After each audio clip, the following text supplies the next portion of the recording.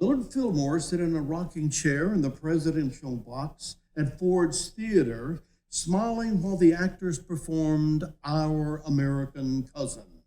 He was unaware of the figure peeking through a hole at him, and he laughed at the antics of Laura Keene as Florence Trenchard in a scene with Lord Dundreary.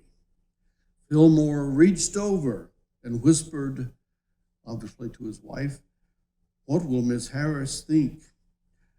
Oh, whispered, "What will Miss," no, she's whispered, First Lady Herbert Hoover is standing in for Mary Todd Lincoln, and he leans over and whispers to Lincoln, "What will Miss Harris think of my hanging on to you so?" Fillmore did not take his eyes off the stage to check out the reactions of Miss Clara Harris and her escort Major Rathbone. He only murmured, "Why, she'll think nothing of it at all." And Hoover felt pretty in a bonnet with pink flowers and fanned himself and looked as regal as any first lady of a democracy was permitted.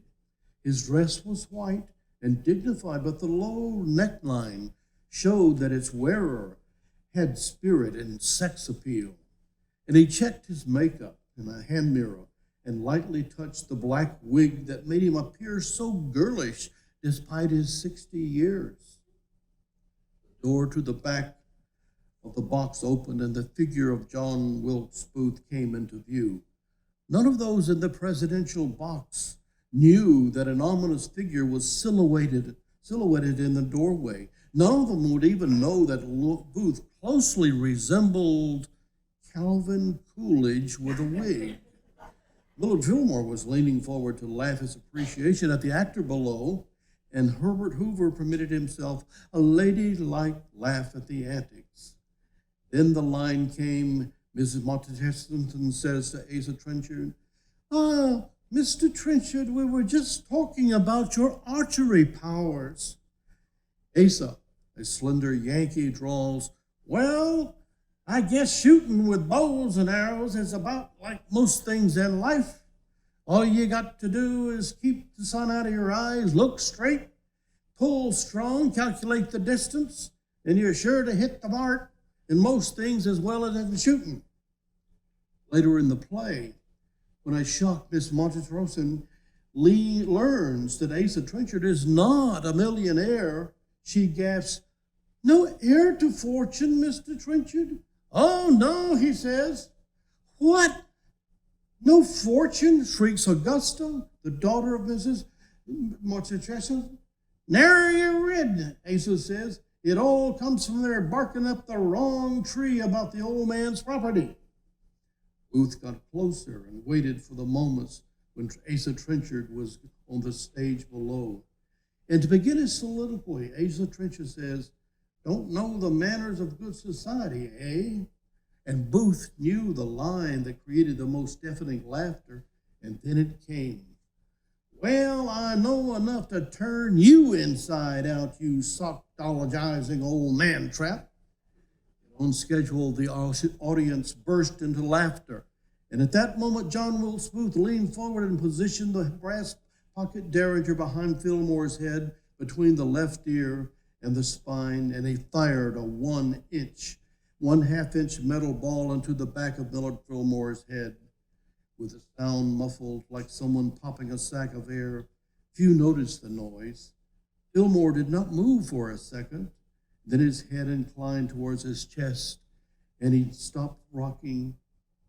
Lady Herbert Hoover turned at the noise, puzzled at the blue smoke in the box. The audience was perplexed at the commotion above. They could see the confused First Lady glancing all around, and the audience saw that the president had fallen asleep during the comedy. They also noticed that the awkward Booth was pushing in between Fillmore and Herbert Hoover. Major Rathbone was aware of the cloud of smoke, but not its cause. But still, he tried to grapple with the intruder. And when Booth dropped the derringer and pulled out his knife, Major Rathbone braced himself for the attack. Then Booth's arm went high and slashed down, cutting through Rathbone's suit and epidermis to the frame of the left arm. Booth moved to the ledge of the box But Rathbone persisted and grabbed at him with his right arm. Booth shoved at him and shouted, "Revenge for the South!" Glanced at Fillmore, who appeared to be napping despite this rude disturbance. Booth climbed over the edge of the box, and as he dropped, pushed his body away with his right hand, turning just enough for his spur to catch in the regimental flag of the Treasury. And with the banner ripping and flapping in the stage in tatters, Ruth tried to brace himself as he hit the stage 12 feet below.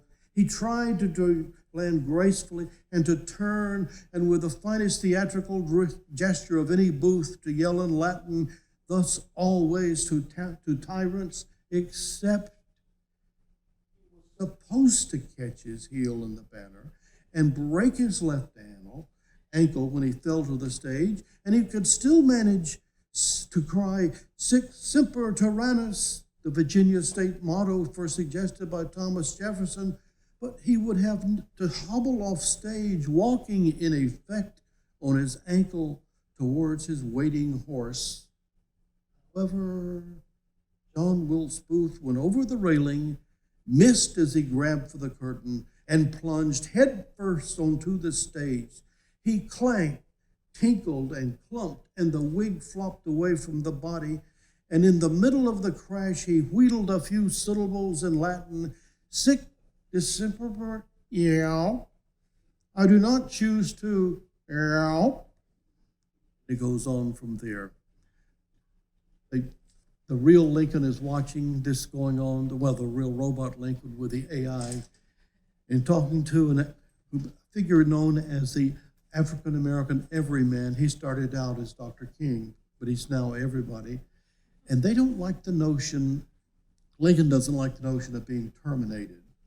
So they escape Jacksonville into the Springfield community, where the African community provide a new type of underground railroad to protect the two figures that prove valuable as the story unfolds. Thank you.